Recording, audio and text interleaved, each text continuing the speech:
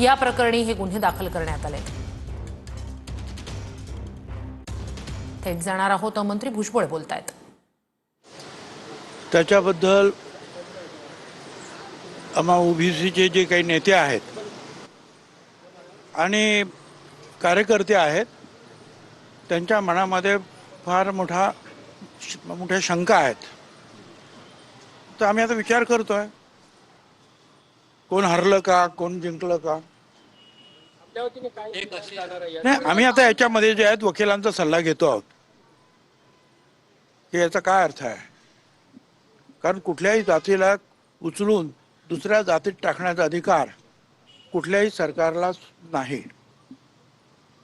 जात बदलता येत नाही ना।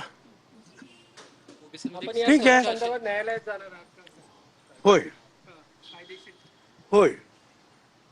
एक प्रमुख विषय असा येतो की ह्याच्या सगळ्या मागण्या मान्य झालेल्या आहेत, त्या उपसमितीने मान्य केलेल्या आहेत, जे की आयोगाच्या माध्यमातून हे होणं गरजेचं होतं। मला असं वाटतं, काही लोक म्हणतात की हरकती मागवायला पाहिजे होत्या, काही लोक म्हणतात की ते यांना अधिकार आहे का।